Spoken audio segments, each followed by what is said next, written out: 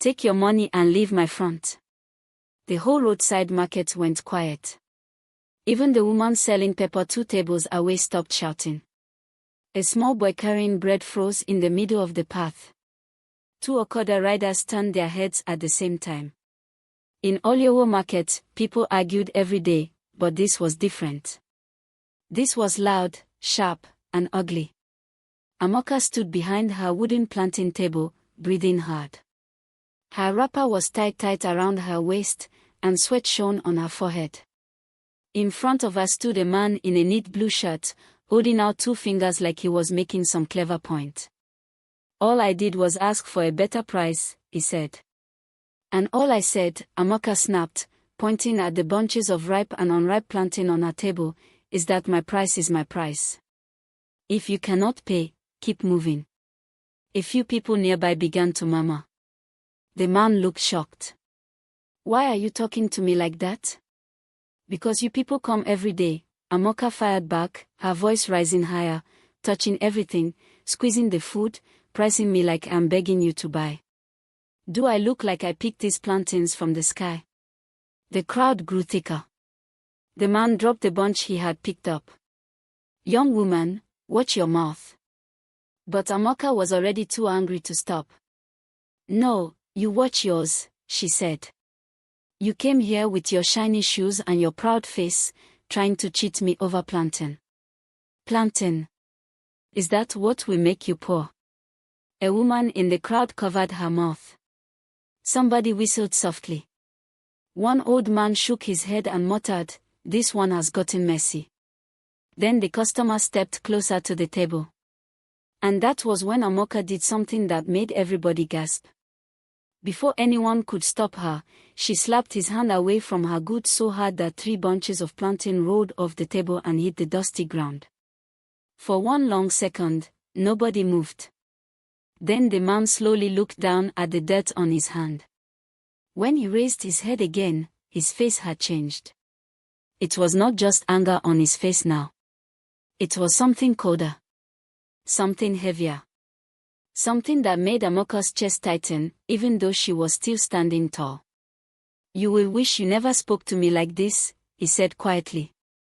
The market did not feel noisy anymore. It felt like trouble. And that was how the matter began. But if you had seen Amaka that morning, before the shouting, before the crowd, before the plantains hit the ground, you might have felt sorry for her. Because anger did not wake up inside her in one day. It had been growing for a long time. Amaka was 24 years old and lived in Ilesha Road, in a busy part of Abeokuta, with her mother and her younger brother, Kochi. Their room was small, with one narrow bed, one form on the floor, and a curtain instead of a proper door to the kitchen corner. Every night, the sound of generators from other houses filled the air like tired bees. Her father had died when Kochi was still a baby. Since then, life had never really been soft. Her mother, Mama Ifeoma, fried akara in the mornings and sold pap by the roadside. Amaka sold plantain in Oliowo market from noon until evening. Sometimes she sold ripe plantain to women making dodo. Sometimes she sold unripe ones to families who wanted porridge. On better days, she smiled, joked with customers, and even helped old people carry loads to the bus stop. But these were not better days. 3 weeks earlier, Kochi had fallen sick. At first they thought it was ordinary fever. Then it refused to go. His body became hot at night and weak in the day. He stopped playing football in the compound. He stopped asking for roasted corn. He just lay down and stared at the wall. The clinic asked for money. Medicine cost money. Test cost money. Everything cost money. And money was the one thing their house did not have enough of. So Amaka began waking up earlier to go to Kuto Market, where she bought her plantains in bulk from a trader named Mama Busy. She carried heavy loads, bargained hard, and returned with her back aching. She skipped lunch to save money. She counted every naira twice. If one customer priced too much, her heart would start beating fast. At first, she still kept her temper. Then life pressed harder. One evening, rain fell suddenly and spoiled half of her ripe plantains before she could cover them. Another day, a customer promised to transfer money and never did. Two boys stole a bunch and ran into the crowd. Then the landlord came asking for rent as if sickness and hunger were not already sitting inside their room. That night, Mama Ifeoma found Amaka sitting outside on a low bench, staring into the dark. "You have not eaten," her mother said. "I'm not hungry." Mama Ifeoma sat beside her. "You cannot carry the whole world on your head." Amaka let out a bitter laugh. "If I drop it, who will carry it?" Her mother was quiet for a moment. Then she said, "Poverty can make a good person speak like a bad one. Be careful, my daughter." Amaka looked away. She did not answer because deep down, she knew it was already happening. The next morning, Kochi called her softly before she left for the market. "Sister," he said, his voice thin, "when I get well, I will help you sell." Amaka forced a smile and touched his forehead. "You will do more than that? You will go back to school and become a big man." He smiled weakly. "And buy you a big shop." She laughed then, though her eyes burned. "Yes. A shop with fan, light, and no dust." But as she stepped out of the room with her basin of plantains balanced on her head, her smile faded. She had only one thought in her mind. Today, she must sell everything. At the market, the sun rose hot and stubborn. Buyers came and went. Some paid. Some argued. Amaka tried to stay calm. She truly tried. Yet with each person who said, "Reduce it more," something sharp twisted inside her. By afternoon, she was tired, hungry, and worried. She still had too much stock left. She had already checked her phone twice for a message from her mother. None came. Then the man in the blue shirt stopped at her table. He looked clean, polished, and comfortable, like the kind of man who did not know what it meant to choose between food and medicine. He picked up 2 fine bunches of plantain and asked, in a calm voice, "How much?" Amaka told him. He smiled a little. "Come now, madam.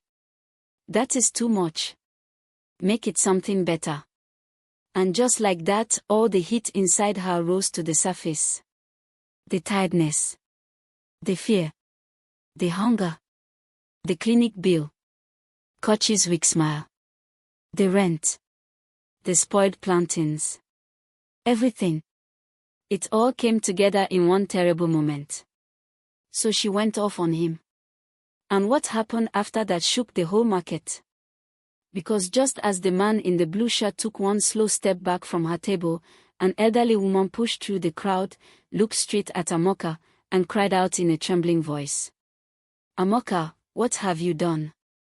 Do you even know who that man is?" For a moment, Amaka forgot how to breathe. The elderly woman stood at the front of the crowd, her wrapper pulled tightly across her chest, her face full of alarm. She was Mama Busy, the wholesaler who sold plantains to many traders in the area. Everybody respected her because she had traded in markets from Ibadan to Abeokuta and had seen more trouble than most people could imagine. Amaka stared at her. "What do you mean?" Mama Busy looked from her to the man in the blue shirt and lowered her voice, though the whole crowd still leaned in to hear. "This is Mr. Adewale Ekinloy." The name spread through the market like smoke. Some people gasped. Others looked again at the man's face, as if they had only just seen him properly. A woman selling tomatoes whispered, "The one from Ekinloy stores." An Okada rider muttered, "The supermarket owner." Another person added, "And the one who gives loans to market women." Amaka's stomach dropped. Everybody in that part of Abeokuta knew the name Ekinloy. Mr. Adewale was not just rich. He owned a chain of mini supermarkets, a food warehouse, and a transport company. Sometimes he helped small traders with money or cheaper supplies. Sometimes he sponsored school fees. Sometimes he paid hospital bills for people he felt sorry for. His name was spoken with respect in churches, mosques, and family compounds. And Amaka had just shouted at him in front of half the market. Still, pride held her chin up. "So what?" she said, though her voice was no longer as strong. "Does being a rich man mean he should prize me like I am foolish?" A few people murmured nervously. The crowd no longer sounded excited. It sounded careful. Mr. Adewale dusted his hand with a handkerchief and studied her for a long second. His face had become calm again, but that calmness made Amaka more uneasy than shouting would have. "No," he said at last. "Being rich does not give me that right. But neither does your hardship give you the right to insult me." His words landed hard because they were true. Amaka felt heat rising to her face. She wanted to say something sharp again. She wanted to push back. Yet her mouth would not move. Suddenly, the whole market felt too bright. Mama Busy stepped closer. "My daughter, apologize." Amaka swallowed. Her throat felt dry. The crowd waited. Mr. Adewale waited too. But apology did not come easily to Amaka. Not because she did not know she was wrong. She knew. The problem was that shame had already wrapped itself around her anger, and shame often made her more stubborn. "I only defended my business," she said. Mama Busy closed her eyes briefly. Some people in the crowd clicked their tongues in disappointment. Mr. Adewale nodded once, as if something inside him had settled. Then he reached into his pocket, took out a card, and placed it on the edge of her table. "When you are ready to understand what respect means," he said quietly, "come and see me." Then he turned and walked away. The crowd slowly began to break apart, but not before carrying the story with them. By evening, everybody in Oliowo Market had heard it. By sunset, half the street near Elisha Road had heard it too. By the time Amaka got home, she felt as if every eye in the town was looking at her. Their room was dim when she entered. Kochi was sleeping under a thin sheet. Mama Ifeoma sat on a stool beside him, fanning him gently with an old exercise book. "How was the market?" her mother asked without looking up. Amaka set down her basin. Too many plantains were still unsold. She said nothing. Mama Ifeoma raised her head and looked at her daughter's face. "What happened?" Amaka tried to answer but instead sat down heavily and burst into tears. The words came out in broken pieces. The customer. The shouting. The slap to his hand. The crowd. The name. The card. Mama Ifeoma listened in silence. When the story ended, she let out a slow breath and leaned back. Not once did she shout. That almost made Amaka cry harder. At last her mother said, "I warned you." Amaka wiped her face angrily. "So now I am the worst person in the world?"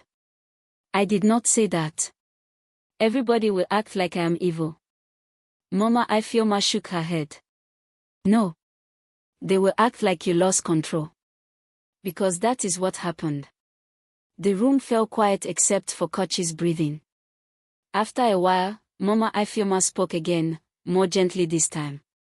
"Pain is a heavy load. But it does not let us throw stones at people." Amaka stared at the floor. She knew her mother was right. Yet another part of her still wanted someone to understand how tired she was. How frightened she was. How every single day felt like fighting a river with bare hands. That night she could not sleep well.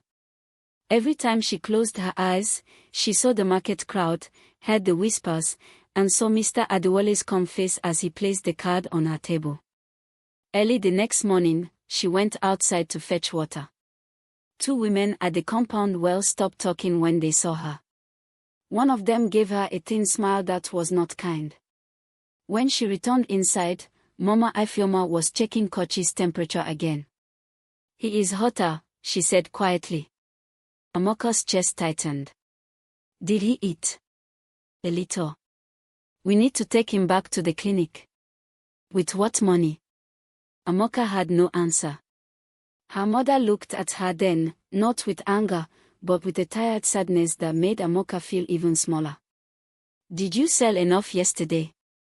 Amaka opened the cloth purse tied inside her wrapper and counted what she had. It was not enough. Not for the transport, not for the drugs, and certainly not for the test the nurse had mentioned. Mama Ifeoma looked away, blinking fast. Kochi stirred on the bed and whispered, "Mommy." "I'm here," she said at once, touching his cheek. All morning, Amaka sat outside with the card in her hand. It was thick and cream-colored. On it was printed, Adewale Ekinloy. Ekinloy Foods and Stores. Managing Director. Below was an address in Okilewo and a phone number. She turned the card over again and again. Was he trying to shame her father? Was it a trap? Did he want her to come and beg? Or had he seen something in her anger that others had not? By noon, Mama Busy arrived at their room. She ducked under the low doorway and greeted Mama Ifeoma before sitting on the bench outside. Amaka knew at once why she had come. "You behaved badly," Mama Busy said plainly. Amaka nodded. "But I also know hardship when I see it," the older woman continued. "Your face has been carrying sorrow for weeks." Amaka's eyes filled, and she looked away. Mama Busy softened her voice. "Do you know why that man goes around markets without a big convoy or loud noise?" Amaka shook her head. "He started with his mother selling gari under an umbrella. Poverty followed him too. That is why people respect him now. He knows struggle." Amaka blinked. This was not what she expected. Mama Busy leaned closer. "Go and meet him. Not because he is rich. Because you were wrong. Let your apology stand on its own legs." Amaka twisted the card in her fingers. "What if he insults me? Then you will bear it. That is part of growing." After Mama Busy left, Amaka sat for a long time, listening to the sounds of the compound. A baby crying. A radio playing gospel songs. A pot lid clanging. Life was moving, even while her own felt stuck. At last she stood. "I am going," she told her mother. Mama Ifeoma looked up slowly. "To his office?" Amaka nodded. Her mother rose, adjusted the edge of Amaka's blouse, and smoothed down her scarf like she used to when Amaka was younger. "Speak with humility," she said. "Not because you are less than him. Because humility can open doors that pride keeps shut." The office building in Okilewo was taller than any place Amaka had ever entered alone. The floor shone. The air smelled cool and clean. A receptionist behind the glass desk looked up with polite surprise when Amaka gave Mr. Adewale's card and said she had come to see him. She expected to be sent away. Instead, after a short phone call, the receptionist said, "Please wait. He will see you." Amaka sat on the edge of a cushioned chair, her hands locked together. Her heart pounded so loudly she could hear it. A few minutes later, a man in a dark suit opened an inner door. "Miss Amaka," he said. She stood at once. "He says you should come in." Amaka took one step forward, then another, and walked into the office where her future, though she did not know it yet, was about to change in a way she had never imagined. On the white desk before Mr. Adewale lay something that made her stop cold. It was her market ledger. And beside it was a clinic paper with Kochi's name written clearly across the top.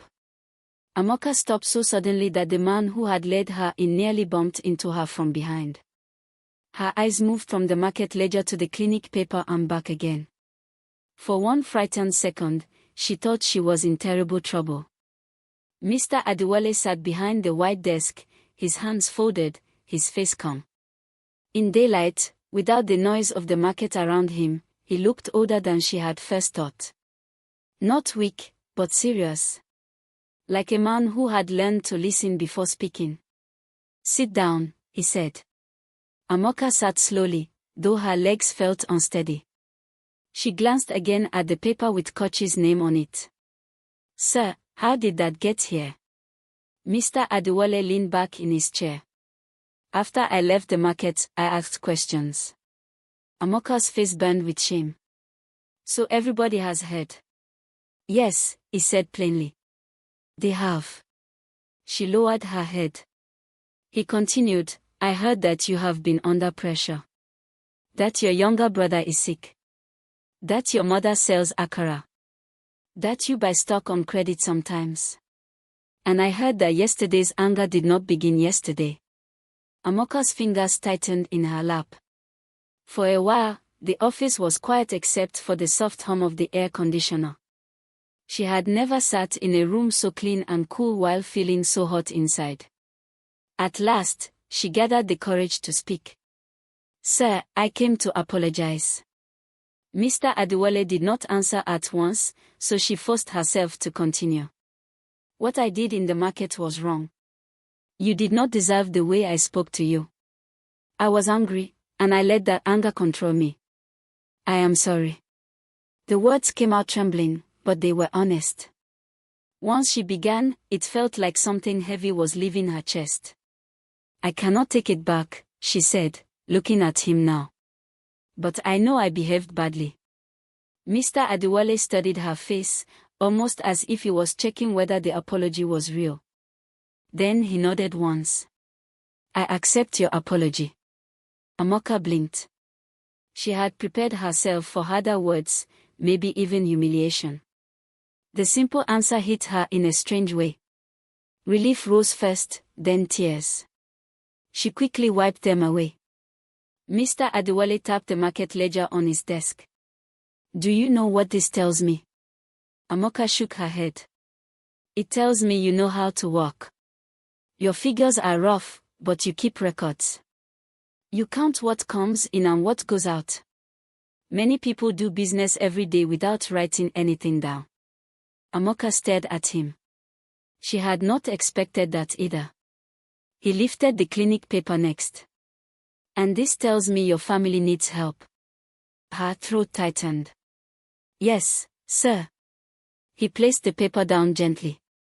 When I was young, he said, my mother sold Gary in the sun. People priced her goods as if her suffering was entertainment. Some days she smiled. Some days she nearly cried. One day, I watched her insult a woman who would have helped us if she had simply stayed calm. Amaka listened closely. My mother regretted it for years, he went on. Not because she lost money that day. Because she lost herself for a moment. The room became still. Mr. Adewale's voice softened. Poverty can wound a person deeply. But if you let that wound lead your tongue, it may destroy the very bridge you need to cross. Amaka felt those words settle inside her. She nodded slowly. I understand. Do you? She hesitated, then answered truthfully. I think I am beginning to. For the first time, the corner of his mouth moved in the smallest hint of a smile. He pressed a button on his desk, and the receptionist entered. Call the clinic on this file, he said, handing her Kochi's paper. Tell them the bill will be settled today. Amaka's head jerked up. Sir. The receptionist took the paper and left. Amaka looked at him as if she had not heard properly. You are paying? Yes. Her eyes filled at once. But after what I did. That is exactly why you must learn from this properly, he said. Mercy teaches more strongly than disgrace. Tears spilled down her cheeks now, and this time she did not stop them.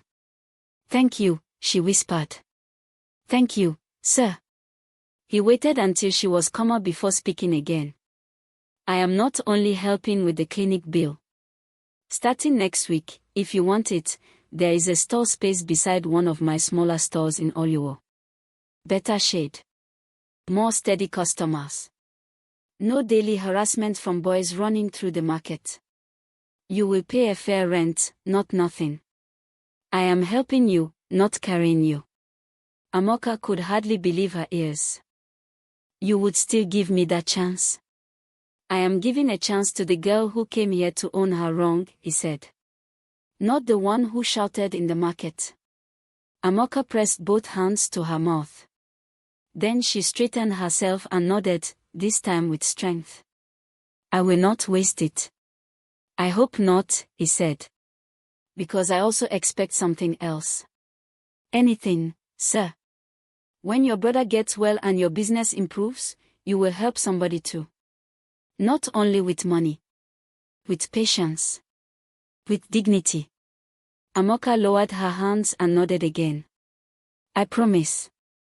By the time she left the office, the sun outside seemed brighter than before. The road at Okilewo bustled with buses, traders, schoolchildren, and kiki riders, yet something inside her had gone quiet at last. Not empty, just settled. As if a storm had passed and left the sky washed clean. When she reached home, she burst through the curtained doorway with wet eyes and shaking hands. Mama Ifeoma stood up at once. What happened? Amaka laughed and cried at the same time. He forgave me. Her mother stared. He paid Kochi's clinic bill, Amaka said. And he offered me a better stall space. Mama Ifeoma's hands flew to her head in shock. Chinik. Kochi, weak but awake now, pushed himself up a little on the bed. Does that mean I will get better medicine? Amaka rushed to him and knelt beside him. Yes, she said, smiling through tears. Yes, it does. Mama Ifeoma sat down slowly, covering her face as she began to cry in relief. That evening, after the clinic confirmed the payments, the small room felt different. It was still narrow. The curtain still hung at the kitchen corner. The generator noise still buzzed outside. Yet hope had entered like a quiet visitor and sat among them. A week later, when Amaka reopened her business at the new store, people came not only to buy plantain, but to look at her face and measure whether she had changed. She had. When customers haggled too hard, she did not explode. She answered firmly, but with control. When one old woman counted coins twice with trembling fingers, Amaka added one extra ripe plantain to her bag. When a young boy dropped tomatoes beside her stall and looked close to tears, she helped him gather them. Word spread again in Oliwo.